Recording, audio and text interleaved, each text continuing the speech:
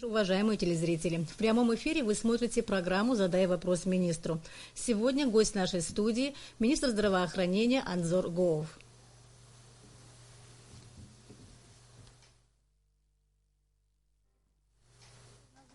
Родился 13 января 1961 года в городе Нальчик. С 1979 по 1985 год обучался в Кабардино-Балкарском государственном университете на медицинском факультете. С сентября 1989 по сентябрь 1991 года учился в ординатуре на базе 2-го Московского ордена Ленина Государственного медицинского института имени Пирогова по специальности травматология. Весь следующий год работал врачом-травматологом в травматологическом отделении РБК номер 1, город Нальчик. С августа 1992 по октябрь 1993 года начальник отдела Центрального военного госпиталя в городе Гудаута. 3 года после войны с 1993 по 1996 являлся главным травматологом Центральной районной больницы в городе Гагра. С 1996 по 1998 годы возглавлял НИИ ЭПИД в Сухуме. С 1998 по 2002 годы работал врачом-травматологом отделения травматологии горбольницы номер 4 в городе Сочи.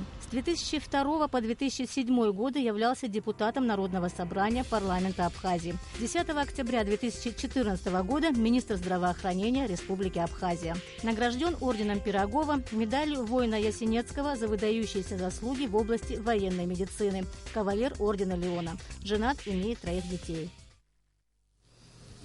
Анзор Назрунович, добрый вечер. Добрый вечер. Первый вопрос о самом министерстве. В одном из своих интервью вы говорили о том, что в настоящее время вы работаете над структуризацией министерства в соответствии с положением о Минздраве. В связи с этим вопрос, сколько лет уже существует это положение о Минздраве, и почему структура министерства до сих пор не соответствовала положению о Минздраве? И в чем будет заключаться вот эта реорганизация структуры министерства? Ну, во-первых, положение о Минздраве существовало с 2005 года. 10 лет уже прошло, и сейчас вот в связи с новыми реалиями, которые, сегодня ситуации, естественно, надо менять саму структуру и функционал самого Министерства здравоохранения. То есть мы хотим его оптимизировать в целях дальнейшей оптимизации всей работы Министерства здравоохранения. Это связано и в связи с подписанием будущего соглашения между Минздравом Российской Федерации и Минздравом Абхазии. В этой связи сейчас подготовлен проект положения о Минздраве новый, который будет представлен Кабинетом министров. Я думаю, что он будет принят. И он даст возможность на новом этапе уже работать более эффективно.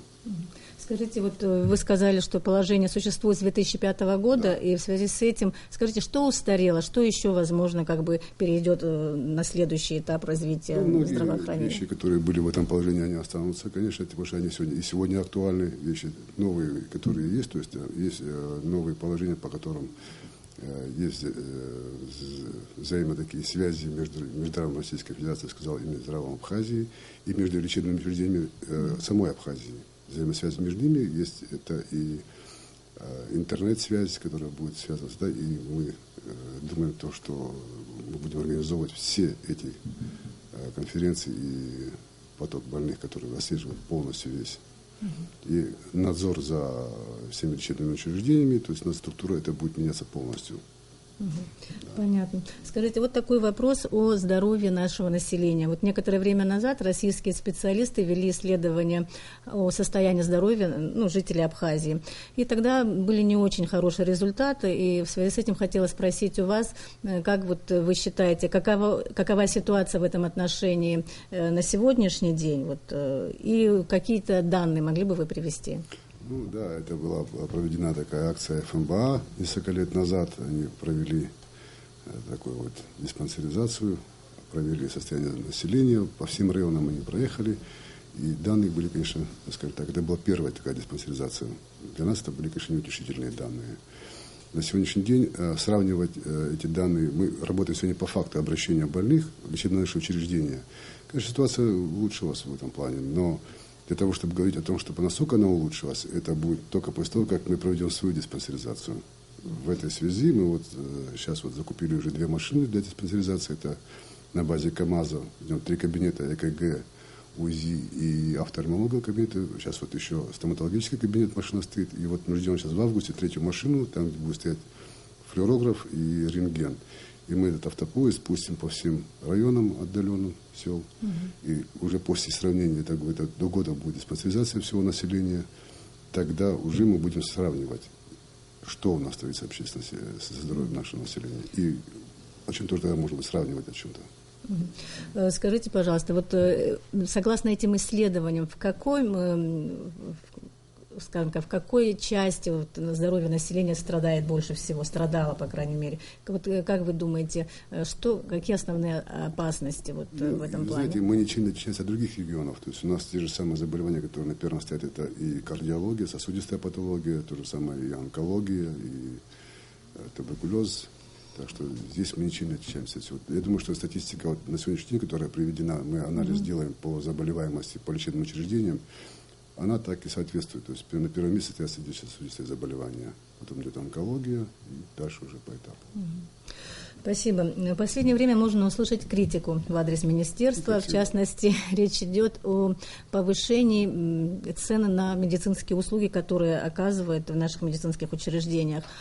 Скажите, пожалуйста, при том еще, что бывает, что нет определенных медикаментов, и люди сами вынуждены как бы их приобретать. Вот скажите в связи с этим, что вы можете сказать. Что, конечно, обеспеченность наших лечебных учреждений медицинскими препаратами покрывает только 20%.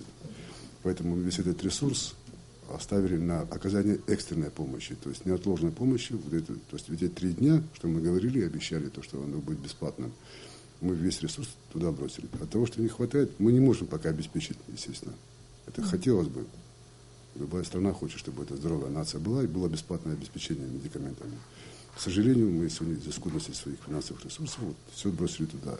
Но говорить о ценовой политике, о том, что цена большая, вы понимаете, когда люди платят за лекарства, врачу дали деньги. Я думаю, что большинство из них, эти деньги уходят именно на покупку медикаментов. Потому что мы не можем обеспечить полностью лечение, к сожалению. Но я думаю, что после принятия вот этого соглашения, подписания соглашения, мы немножко будем более в лучшем состоянии. Но все-таки цены на услуги возросли, не только на сами. Цены услуги, понимаете, в Конституции написано, каждый человек имеет право на бесплатное медицинское обслуживание. А цены на услуги, это, и вы говорите о частной медицине или о государственной. Государственные учреждения работают на бесплатной основе, они бюджетные. А если, знаете, нельзя путать благодарность человека, это наша ментальность, да, есть. Человек сам благодарит, у нас это есть. И вымогательство. Если есть факты вымогательства, то, пожалуйста, пускай обращаются, и мы примем соответствующие меры, я вас уверяю. У нас есть вот на это потенциал. Понятно. А благодарность человека, она всегда была, и, знаете, здесь мы, кавказцы, мы это умеем ценить. Понятно ваше мнение. И такой следующий вопрос. Если уже говорить о критике, да, есть мнение, что раньше вот нуждающиеся в квалифицированной помощи люди, их могли направить в какие-то очень хорошие клиники и центры, да, то сейчас уже в последнее время максимум, на что они могут рассчитывать, это на какие-то региональные центры. Вот, так ли это? И второй вопрос. Вот на одной из пресс-конференций вы говорили о долгах Минздрава перед больницами и клиниками России. Не могли бы вы рассказать, как складывалась эта ситуация, почему так произошло, сколько долгов и какие данные вы могли? Что на сегодня делается, чтобы из этого выйти? Я вам скажу честно, что вот это немножко не соответствует действительности, то, что мы отправляем на какие-то региональные центры. Нет. До прихода нас, вот молодая команда, которая со мной вместе пришла, был наработан определенный большой, действительно огромный потенциал, который позволял нашим пациентам выезжать за пределы Абхазии на лечение в клинике. Все эти связи остались, мы туда направляем больных. Мало этого, мы нарастили этот потенциал, то есть мы заключили определенные соглашения с федеральными центрами Ростова, Ставрополя и Беслана. И в Израиле вот у нас больные ездили. Так что то, что мы не отправляем, это не есть факт. То есть все, кто приходили к нам, они попадали в те клиники, в профильные, где им оказывается квалифицированная помощь. Ну, скажите, вот, допустим, Москва и Санкт-Петербург, они сократились? Или там все-таки больше Ростов, Краснодар? Нет, это осталось. Понимаете, я вам скажу, здесь дело не в престижности, а в качестве оказания медицинской помощи. Поэтому, вы знаете, не всегда бывает так, что относятся к больным и там, где престиж. Это же не костюм одет престижный, или на машине престижной. Это качество услуг, которое оказывается в данной клинике. Поэтому здесь вот так ставить вопрос, наверное, нельзя. А второе, по долгам, да, это на конец того года были где-то около 26 миллионов долгов. С Нового года вот, правительство погасило порядка 16 миллионов долгов поэтапно. Но ввиду того, что мы отправляем точно так же больных и сейчас за пределы Республики Абхазии, эти клиники принимают, и счета приходят немножко с опозданием, поэтому сейчас опять уже накапливается. Но мы, как бы, российская сторона идет нам навстречу, и они принимают наших больных. Есть проблемы, но мы потихонечку правительство закрывает эти долги, все погашает их. То есть выплата долгов идет одновременно с направлением? Да, с направлением, людей, да. То есть он постоянно вот такой процесс идет, потому что единовременно вот так погасить все долги не можем, но вот поэтапно это все погашается. Ну, вообще в перспективе как бы виден свет в конце тоннеля? Конечно. Вот введением вот некоторых соглашений, которые мы заключаем сейчас, это все будет погашаться, уже нам будет немножко легче, я думаю, что с 2016 года. Хорошо. Анзор Назрунович, расскажите, пожалуйста, готовится ли какая-либо государственная программа развития здравоохранения республики на среднесрочную и на долгосрочную перспективу? Да, сейчас мы практически вот уже вот 8 месяцев мы работаем как антикризисные, да, потому что ситуация намного лучше, потому что, ну, скажу честно, нам нужна была своя программа, то есть копировать какую-то программу и систему мы не можем, мы должны выстроить свою. Мы подготовили краткосрочную программу и на ближайшую пятилетку. Она сейчас будет представлена тоже самая Кабинету министров, четкая, выверенная, и тоже должна быть принята на Кабинете министров, одобрена им. И потом уже будем вот, в соответствии с этим. Ну, расскажите о ней поподробнее, что там включено, вот, какие пункты. Все программы, которые будут включены туда, они будут озвучены в свое время по телевизору. То есть это и диспансеризация, это и лечение детей наших, и по онкобольным, и сердечно-сосудистой патологии. Все эти программы будут запущены в полном объеме. У нас на месте. Мы будем стараться так, чтобы наши жители не выезжали за пределы Абхазии по возможности максимально, то есть оказывать им квалифицированную помощь здесь на месте. А то, что мы не можем, есть такие трудоемкие вещи, которые мы будем отсылать туда, конечно. А все остальное мы пытаемся сделать так, чтобы здесь оказывалась эта вся помощь. Понятно. Какие программы в области здравоохранения сейчас реализуются в Минздраве? Могли бы вы о них рассказать еще? Да, конечно. Программы у нас, они также и остались. Это программа по туберкулезу, по онкологии, по сердечно-сосудистой патологии, по вакцинации, и по сахарному диабету, и по гемодиализу. Они просто финансируются из разных источников. То есть то, что по онкологии и вспоможению они финансируются из фонда медицинского страхования, да, как и остальные, они из республиканского бюджета финансируются. Поэтому все программы также продолжают работать. Понятно. Как развивается сотрудничество между Абхазией и Россией в свете вот этого заключенного договора о союзничестве и стратегическом партнерстве с Россией? Да? Ведется ли разработка плана какого сотрудничества, вот этого, какие там будут конкретно мероприятия? Могли бы об этом рассказать? Конечно. В этом вот договоре у нас есть 4 соглашения, которые касаются именно Министерства здравоохранения. Кстати, вот огромная помощь нам была оказана в разработке этого соглашения Министерства финансов и сам Минздрав. Огромное спасибо им, конечно, подключить к этой работе. И МИД, и Министерство финансов, и Минюст подключился к этой работе. То есть первая встреча была в Москве. Это было в феврале этого года. И вот недавно, когда была делегация Департамента здравоохранения Москвы, мы совместно обсудили 2 огромных соглашения, которые касаются внедрения в Абхазии полиса обязательного медицинского страхования для граждан Российской Федерации, проживающих постоянно на территории Абхазии. Туда были включены все пункты, которые касались бы распространения этого полиса на территории Абхазии. И причем это, знаете, мы на месте разработали, практически они учли все наши интересы. И для того, чтобы облегчить, вот идут сейчас вот соглашения, вот эти, да, там учитывается то, чтобы наши больные, вот, есть трудности в Российской Федерации вот, с этим планом. Больной, приходя с полисом, его ставят в очередь, потом он ждет. Мы хотим сократить это, чтобы здесь, на месте, они получали уже разрешение на госпитализацию в Российской Федерации сразу же, чтобы без особых проволочек и очереди. Это раз. Второе соглашение было по льготной категории граждан. Простите, я не поняла, вот про очередь вы сейчас говорили.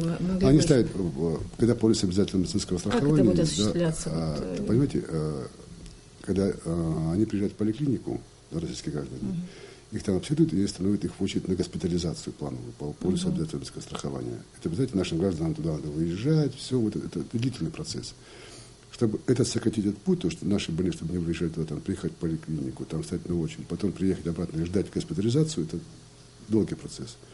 Мы пришли к такому соглашению взаимному, чтобы здесь на месте они получали уже талон на госпитализацию отсюда напрямую, чтобы не стоять в очереди там. Все понятно. Да. И второе, то, что здесь они будут получать эти полюса на месте. То есть это пока мы говорили о 3 регионах, это Гагра, Сухум и Ачамчира. Второе соглашение было здесь обсуждено, и мы сделали его по поводу льготной категории граждан на получение фармпрепаратов.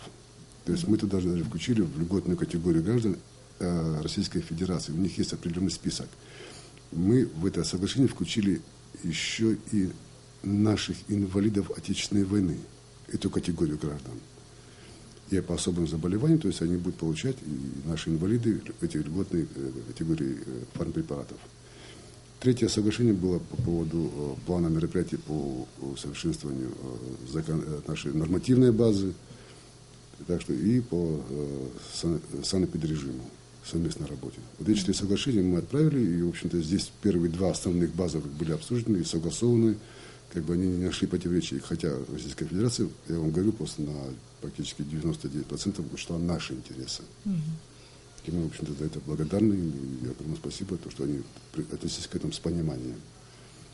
Спасибо. Скажите тогда, когда начнется реализация этих соглашений, вот, в части полюса, вот было бы очень интересно. Я вам говорю, они должны уже получать, должны действовать уже с 2016 года, с января 2016 года. Поэтому я думаю, что вот до сентября 12 числа они должны быть подписаны и начали выдаваться вот с сентября, октября, ноябрь.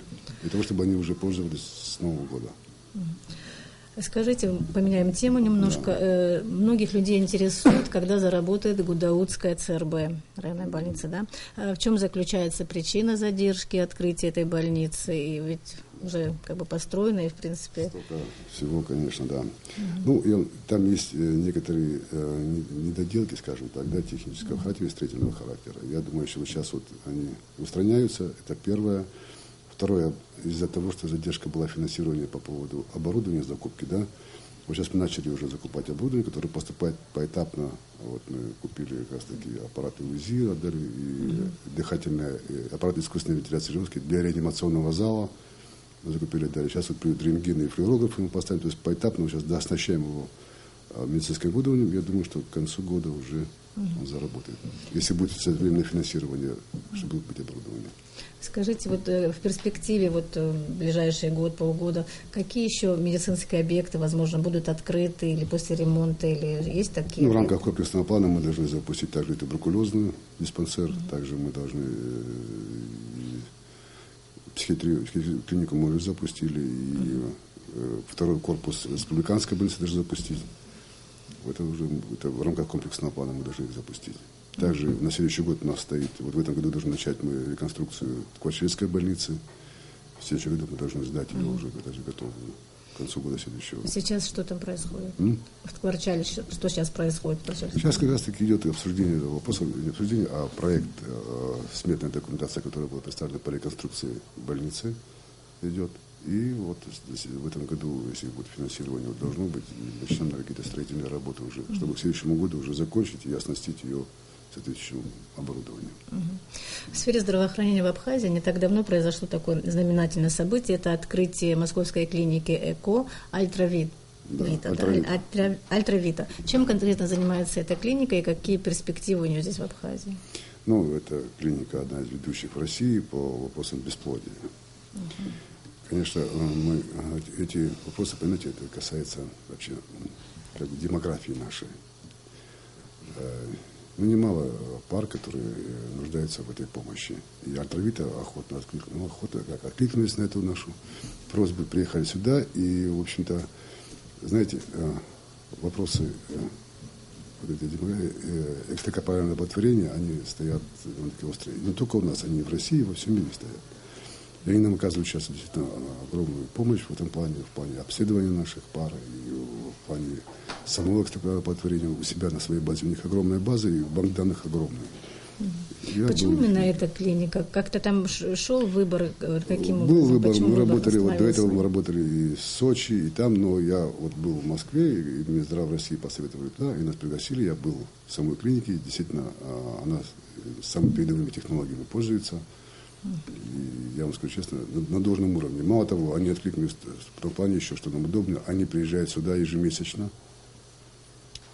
Здесь проводят осмотр наших пациентов, консультации проводят бесплатные. И наши специалисты, они также обучают и приглашают к себе на обучение. То есть там большая программа идет по этому вопросу. Скажите, пожалуйста, насколько остро для Абхазии стоит вот проблема бесплодия семейных пар? Вот как вы считаете, какова картина вообще? Ну, вы знаете, это вопрос такой, знаете, на всю нашу ментальность он особо не рекламирует, не освещается, но я вам скажу честно, как и везде. Но это нас особо касается, потому что мы малые нации, мы нуждаемся в этом плане демографическом уровне.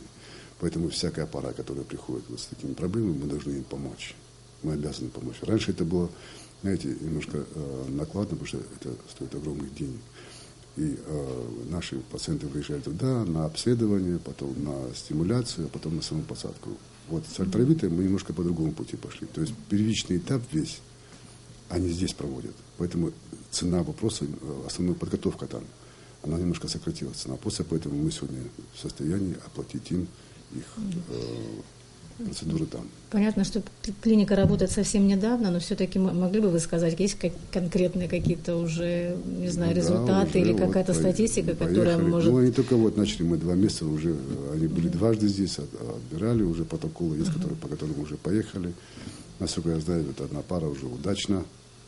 Как бы мы рады каждому такому случаю, потому что это ребенок в семье, это огромное счастье.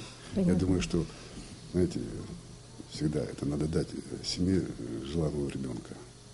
Скажите, вот в связи с тем, что вот как бы вот российские партнеры, как обычно, приходят вот на помощь, оказывают содействие в различных ситуациях, да? Есть ли у нас такие соглашения с Россией, по которым будет оказана высокотехнологическая помощь именно вот в таком вот плане?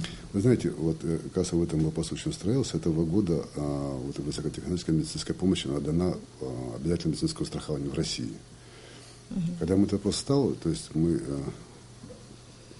обратились к Минздраву Российской Федерации, и в виде исключения нам на этот год продлили до внедрения здесь полиса обязательства. Они нам продлили эту программу, и мы получаем ее, вот эту медицинскую помощь, и наши больные выезжают. Это только те, которые имеют гражданство Российской Федерации. К сожалению, пока так. И эта программа продолжается у нас. Именно только у нас, по Абхазии, разрешили нам до конца года. Понятно. Опять сменим тему. Я бы хотела спросить о ситуации с ремонтом рентгена в республиканской больнице. Как она разрешается или решилась уже? Знаем, что некоторое время назад он был сломан, и вот люди спрашивают. Буквально вот 2,5 часа назад мне доложило руководство республиканской больницы, что рентген уже починен, он работает. Вы могли бы сказать, в чем там была причина? Там трубку меняли, потому что, знаете, мы проплатили, но ввиду того, что санкции определенные введены Европой против России, мы не могли эту трубку завести. Оплата была, вот сейчас ее завезли, установили, программу отключили, и с сегодняшнего дня буквально вот рентген работает уже. Сейчас уже будем решать вопрос с томографом. Можно поздравить, я думаю, жителей Абхазии, потому что это очень был эффективный, точный аппарат. Да, ну и вот я вам скажу, сейчас вот в августе буквально мы поставим по всем больницам рентгеновские аппараты, мы оснастим все больницы. Спасибо. Следующий вопрос. Есть целый ряд вопросов по работе Минздрава в области здоровья матери и ребенка. Довольны ли вы работой Сухумского роддома и какой теперь у него статус? Ну, он пока действует как родильное отделение, да, отделение родильное. Но в плане у нас стоит, конечно, и это президент сказал, что будет родильный дом, понимаете, для того, чтобы он был отдельной структурой, его нужно оснастить не только материально-технической базой, но и кадровым потенциалом, который соответствует будет вот этому. Поэтому, знаете, для того, чтобы к этому вопросу пойти, нужно тщательно его подумать. Это связано и с финансовым увеличением бюджета, и материально-техническая база, и там много вопросов, которые возникают параллельно с этим. Но мы к этому будем идти, конечно. Должен быть отдельный роддом, однозначно, должен существовать как отдельная структура. Как на данный момент оцениваете работу этого медицинского учреждения? Вы знаете, они сегодня работают, и я думаю, что они повышают свою квалификацию. Мы постоянно ездим туда, смотрим, как они работают. Мы отслеживаем ситуацию. Поэтому я вам скажу, что, знаете, не бывает без накладок. Медицина такая структура, которая она требует постоянного контроля и постоянного обучения. Наши гинекологи вот буквально недавно выезжали трое на сертификационные курсы, и вот сейчас на семинары, на конференции выезжают. То есть постоянно повышается. И сюда к ним приезжают наши специалисты российские. Это постоянная учеба, постоянное познавание. Понятно. А как обстоят дела с родовспоможением вот в районах? Ну, они работают по тем нормативам, которые, соответственно, их районам. Если более сложный случай, они отправляют, конечно, в главное лечебное учреждение Республики Абхазия. Достаточно ли там ресурсов, специалистов? Нет, конечно. Вот поэтому мы сейчас вот будем открывать еще вот в Гагарах они работают. В Гудоутах будем отдельное отделение тоже открывать.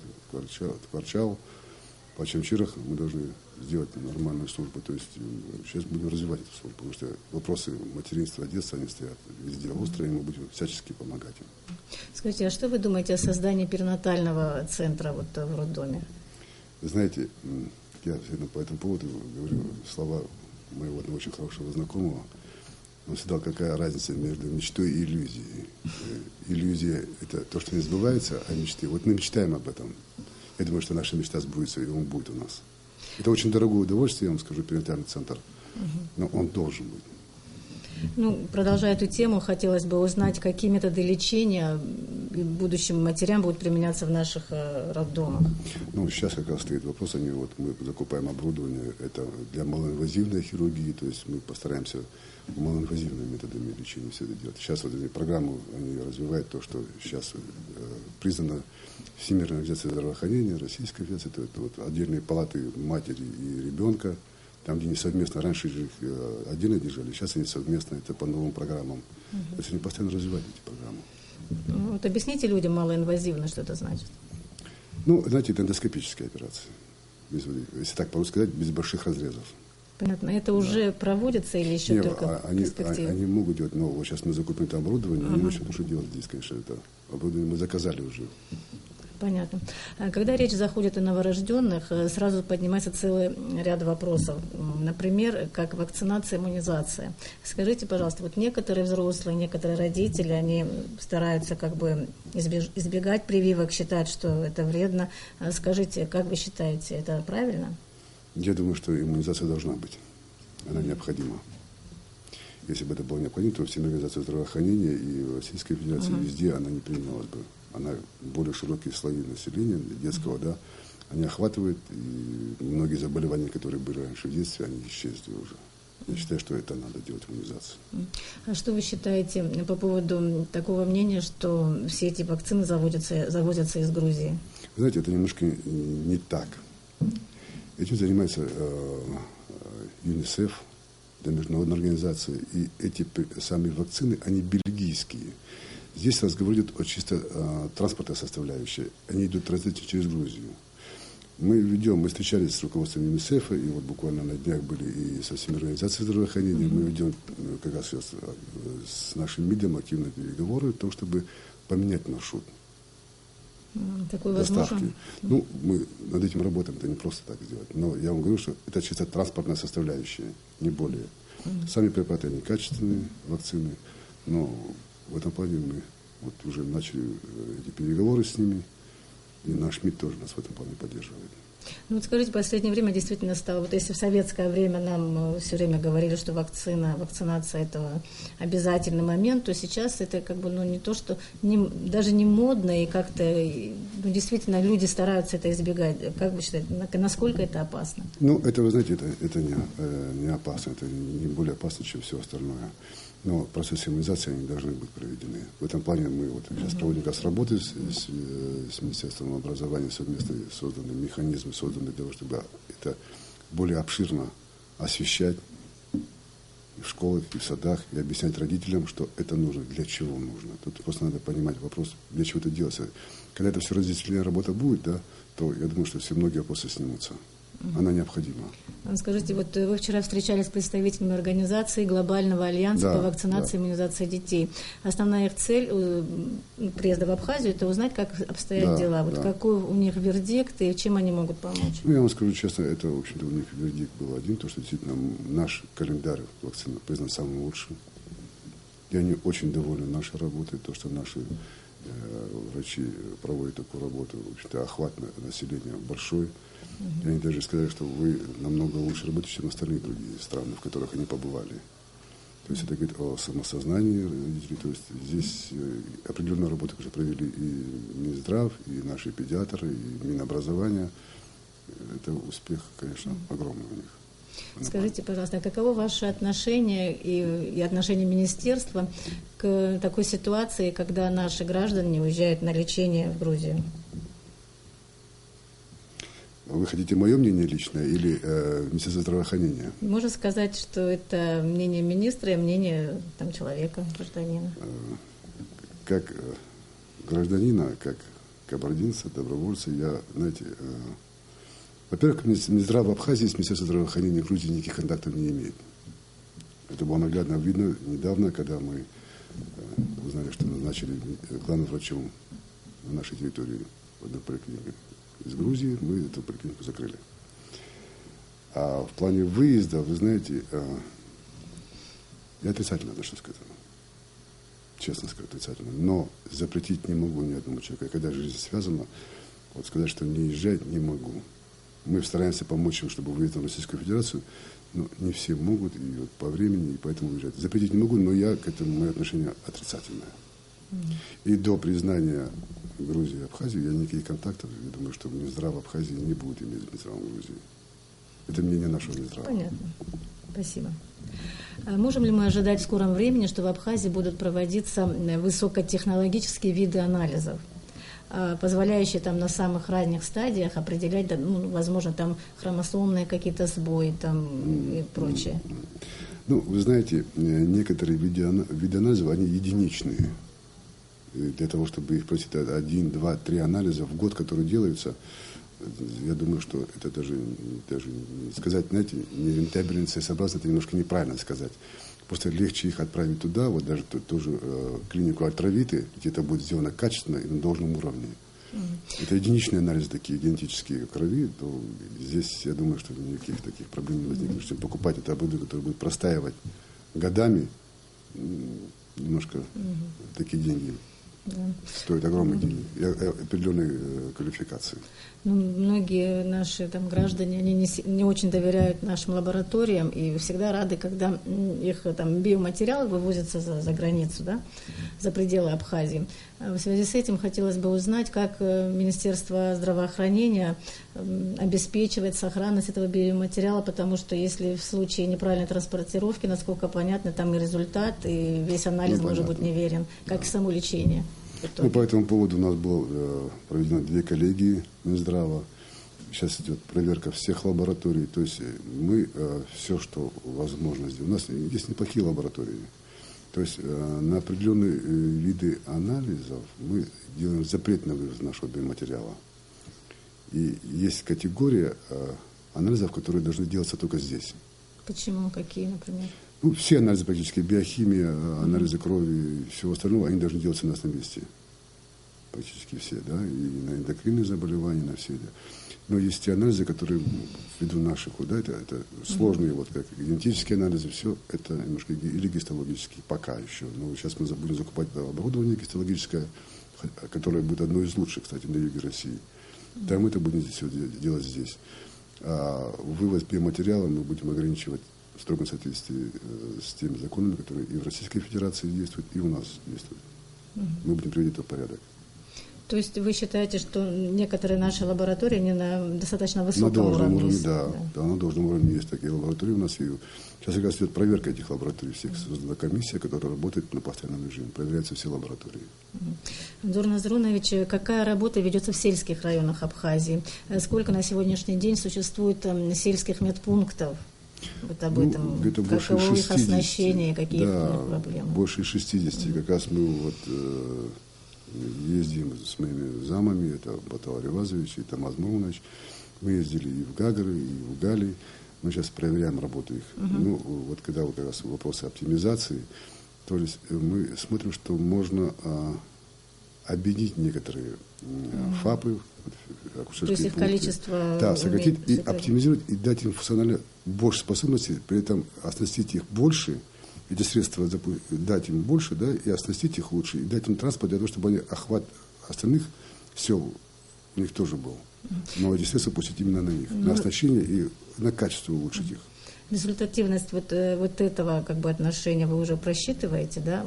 Да, конечно, мы смотрим уже, и мы видим, что уже нам нужно все это дело оптимизировать и дать возможность того, чтобы более качественно стали обслуживать наше население.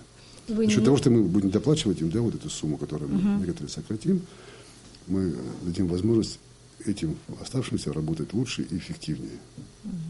Вы считаете, что там так много персонала, что можно их сокращать? Ну, вы знаете, дело даже не в сокращении столько высокого, для того, чтобы дать им возможность более качественно работать, скажем так. Знаете, есть ФАПы, которые работают не на полную силу. Мы знаем, о чем мы говорим, поэтому и все прекрасно понимают это. Поэтому мы вот эти, наверное, пункты, временно их приостановим действия, но дать возможность тем, которые полноценно работают. И они, если дать им транспорт и оснащение соответствующее, да, то я думаю, что они охватят все население.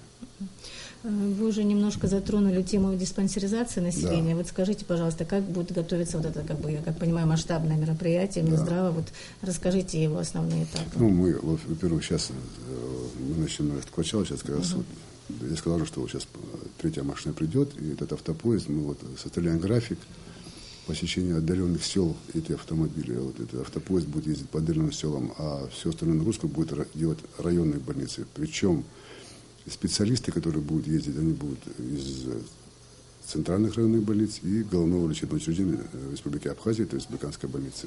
Мы постараемся, чтобы охватили все население.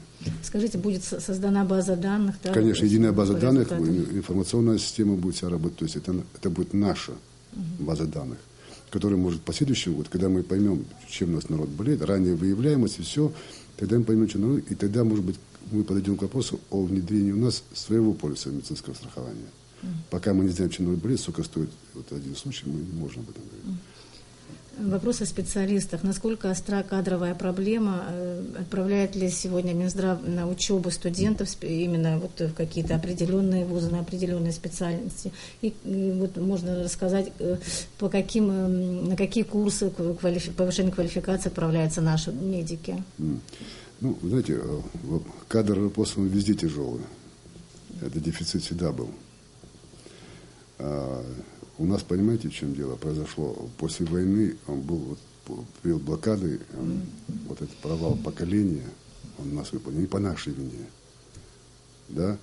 Но мы сейчас восполняем, сейчас приходят молодые кадры, причем очень толковые, очень грамотные ребята приходят, возвращаются, приезжают, работают. Вот в республиканской больнице наши ребята молодые работают, во второй больнице, и в районах работают. Я вам скажу честно, это молодые ребята, которые пришли с новыми знаниями, с новыми возможностями. Они, скажем так, не дают нас здесь спокойно в Минздраве. Они хотят учиться дальше, вот, смотрят, где какие конференции, где какие симпозиумы, то есть смотрят. У нас есть своя тоже база данных, и мы сейчас уже выбираем те специальности, которые нам нужны больше.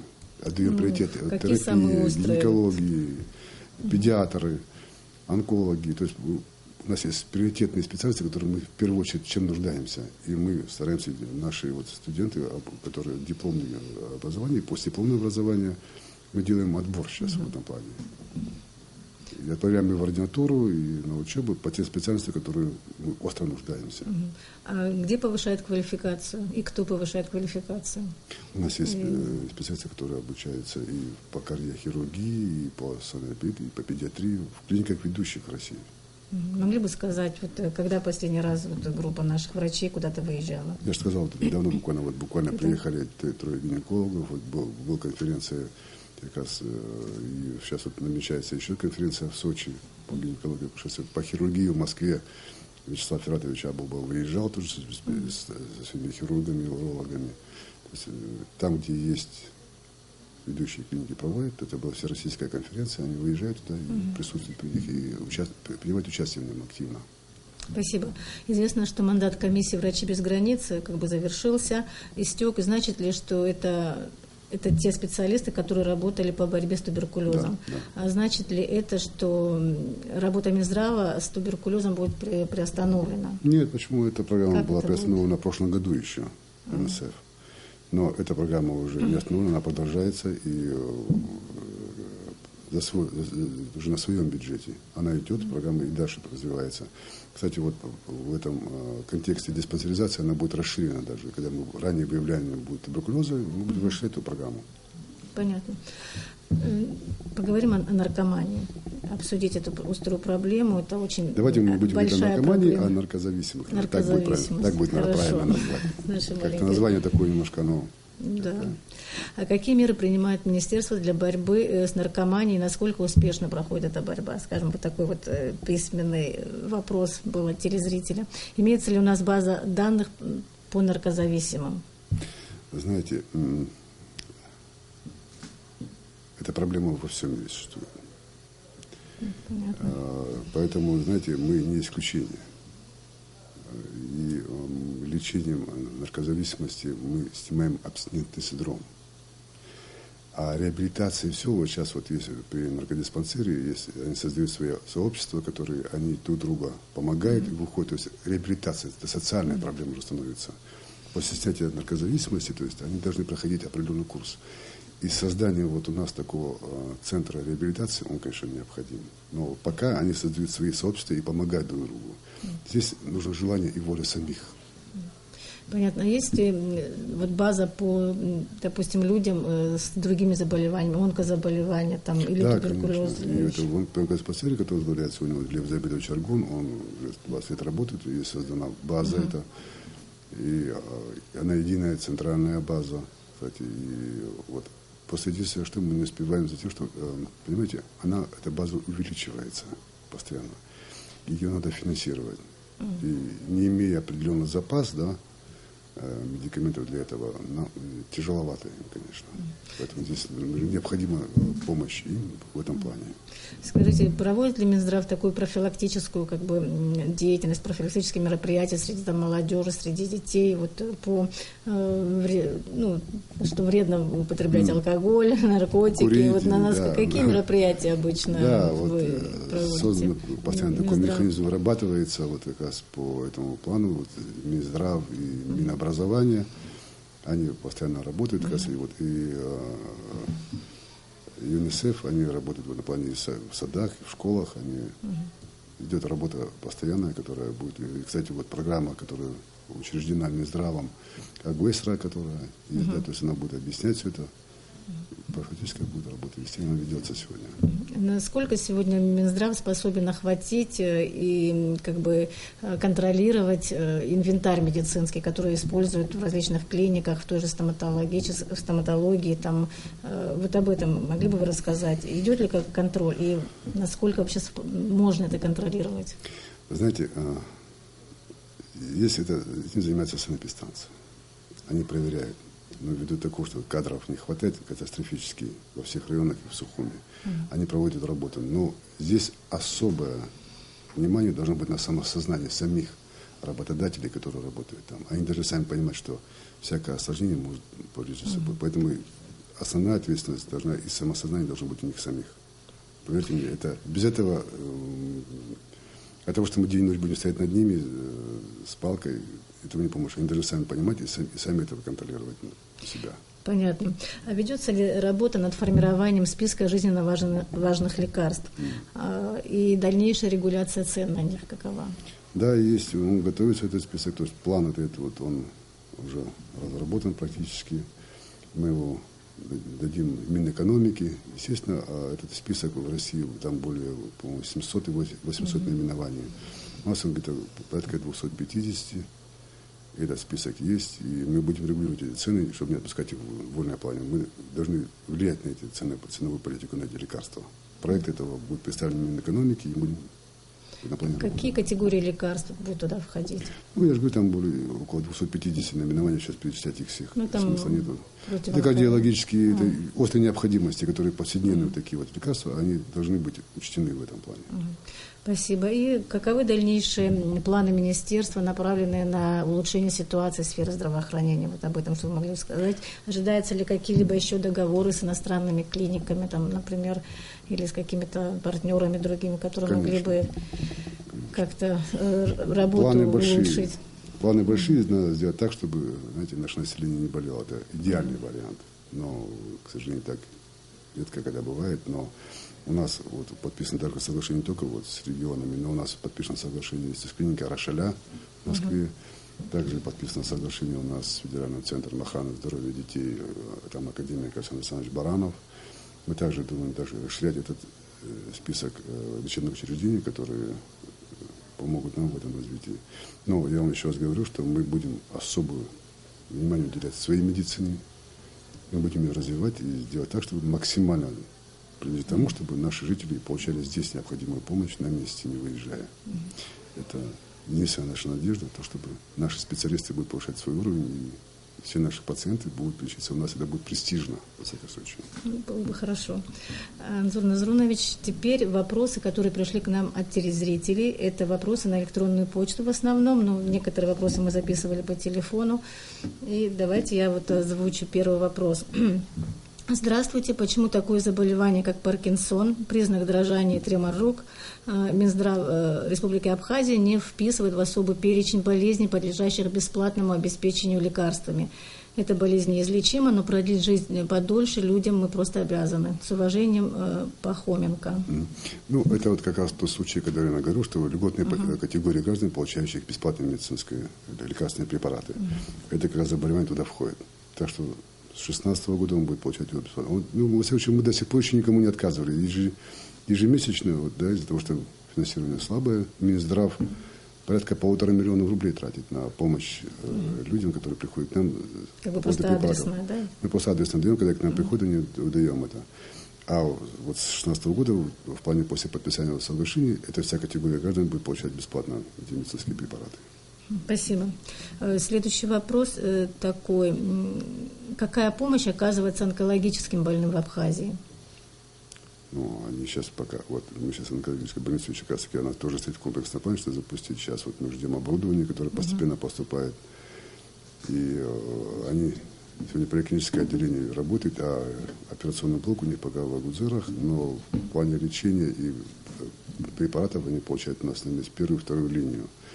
Поэтому, я говорю, сейчас мы вот как раз идем о том, чтобы увеличить их бюджет, потому что это финансируется из фонда медицинского страхования, для того, чтобы увеличить спектр самих лекарств для оказания им, нашим больным, этой помощи. Но ввиду того, что, понимаете, пока мы не сделаем диспансеризацию, мы не можем понять, сколько у нас таких. У нас они постоянно растут, постоянно растут, и у нас приходят они, знаете, в более запущенном виде. И поэтому им трудно очень в этом плане регулировать вот количество медикаментов, которые должны запасаться. Вот примерно на ту же тему такой вопрос: можно ли получить материальную помощь тем онкологическим больным, которые оперировались в Российской Федерации за свой счет и нуждаются в дальнейшей реабилитации и наблюдении в России? Ну, вы знаете, мы максимально стараемся, чтобы они... Материальной помощью Минздрав не занимается, это занимается другое министерство. А в плане лечения мы направляем по нашим направлениям, они идут туда и получают по нашим гарантийным письмам эту помощь. В случае, если здесь они приезжают и продолжат здесь лечение, здесь на месте они становятся на учет и получают здесь такую же помощь, дальнейшую и курс лечения, и схемы лечения, они практически идентичны с Российской Федерацией. Понятно. И вот такой вопрос пожелания: можно ли сделать, чтобы анализы крови и УЗИ сдавались бесплатно? Можно. Когда? Не сделано. Ну, во всяком случае, экстренная помощь, которая вся стоит, да, вот у нас сегодня мы сказали, что все больные, которые лежат в стационаре по экстренной помощи, им анализы и УЗИ делаются бесплатно. Это однозначно. Если я же еще раз говорю, что я думаю, что как раз мы вот с моими коллегами в Минздраве говорили, что, скорее всего, мы, наверное, решим вопрос того, чтобы у нас был телефон доверия, по которому можно будет звонить в случае, если есть какие-то вопросы у наших пациентов, и мы могли оперативно решать их. Понятно. Спасибо. Следующий вопрос от жителя Очимчирского района. В Очимчирской районной больнице нет травматологического хирургического отделения. Эти специалисты работают только в приемном покое. Более сложные случаи, если более сложные случаи, людей отправляют в Гулрепш. Это потеря времени зачастую фатальная. Как долго будет существовать такая ситуация? Буквально недавно мы передали Очимчирской больнице аппарат УЗИ. Вопрос стоит сейчас о замене крыши и ремонте хирургического отделения. Буквально сегодня я говорил с главой администрации района, и он твердо пообещал, что до осени этот ремонт закончит. А в плане оснащения мы сейчас будем получить оборудование. Естественно, мы Очимчирскую больницу оснастим. То есть до осени где-то? До осени эта крыша перекроет, и ремонт и будем делать, и будем оснащать ее, конечно. Это было и озвучено и президентом, и мы видим это состояние, то, что сегодня там тяжело им. Понятно, кстати, там этот район еще, большой. извините, перебила, Да. Там еще касается проблемы с пищеблоком, там ее нет, что делать жителям, что делать пациентам, близкие которых живут, к примеру, в селах района и не могут приезжать. Там же будут эти фельдшерские пункты и машины, которые будут приданы им, они будут доставлять их туда. А пищеблок, это в рамках этого ремонта, оно все будет комплексно. Больница должна ремонтироваться комплексно вся. Поэтому мы говорим о комплексе мероприятий, которые будут сделаны для того, чтобы эта больница функционировала полностью. Мы вчера записали на набережной видео-вопрос. Так получилось, что всего один человек вызвался, больше что-то никто не изъявил желания, видимо, из-за жары. Да. Этот человек... Отделить от детской больницы – это преступление. Они должны быть вместе.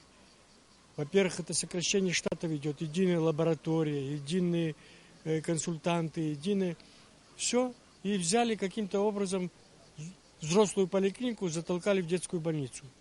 Я хотел бы спросить, чья такая голова, если можно так назвать, сотворила и придумала это дело? Теперь еще один такой больной вопрос. Бесплатно, когда будут лечить, выдавать лекарства жертвам политических репрессий?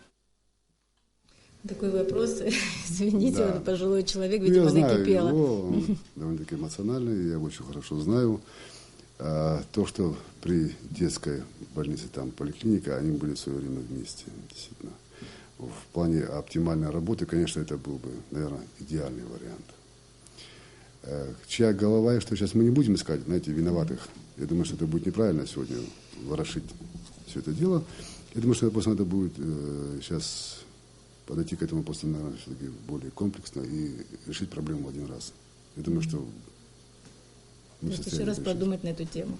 Нет, мы это думаем над этим. Мы видим, что там оптимально было бы, конечно, всегда вместе. Это понятно, мы это видим. Но сейчас, как это правильно сделать, для того, чтобы повторно ничего не произошло, надо сделать одно решение правильно. Правильно же? Конечно. 2 раза на эти грабли выступать не надо. Поэтому мы сейчас будем выверять эти шаги и думать об этом.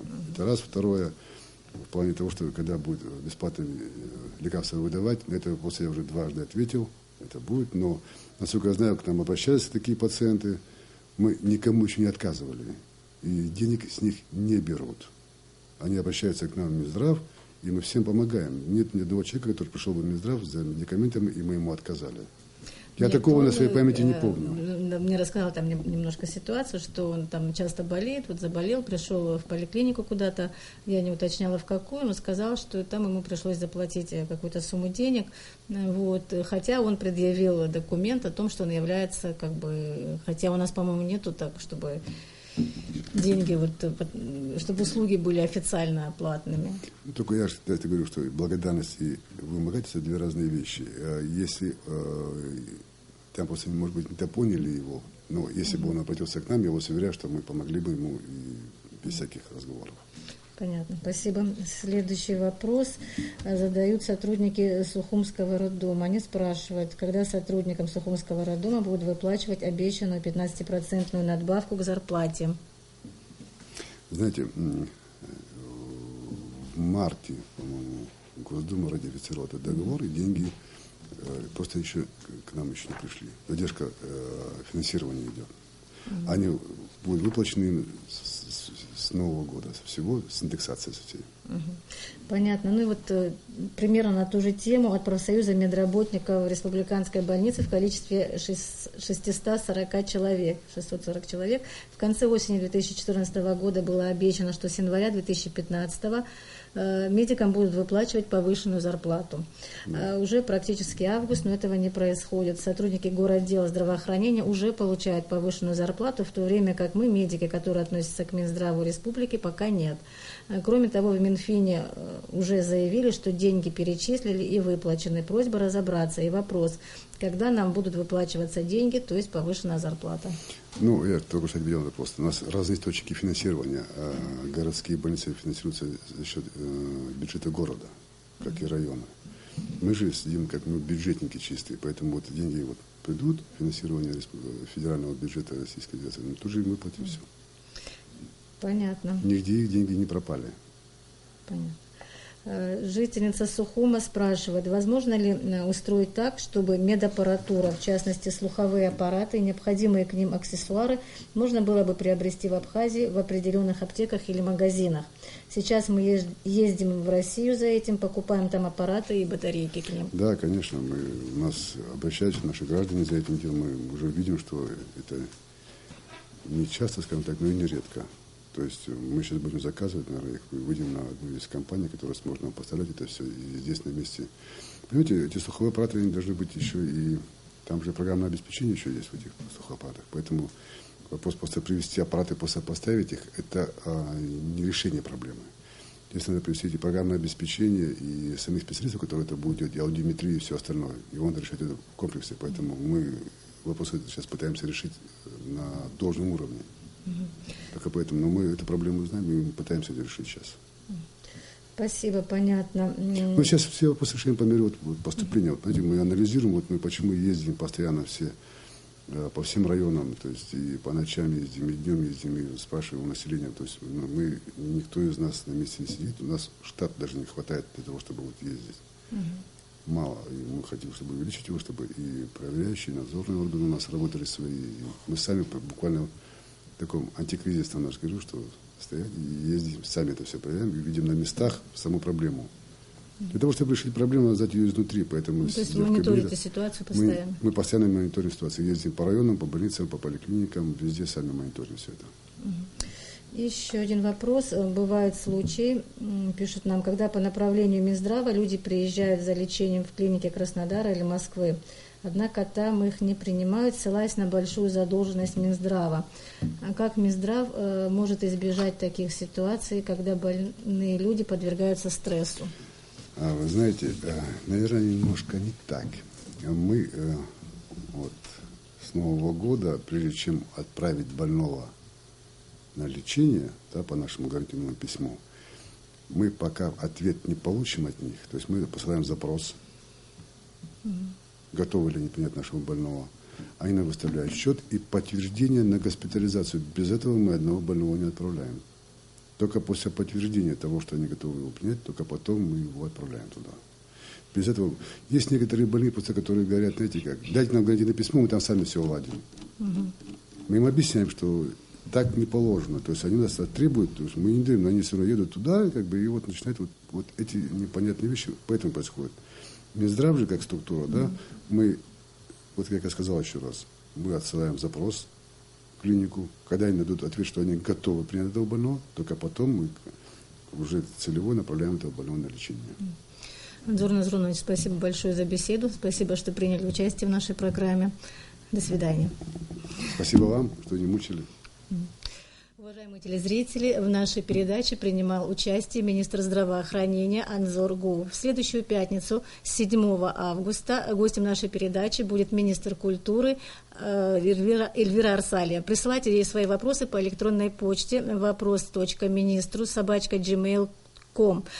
Также вы можете задать министру видеовопрос. Запись будет проходить на Сухумской набережной у Колоннады в четверг, 6 августа с 6 до 7 часов вечера. А я прощаюсь с вами. Всего доброго. До свидания.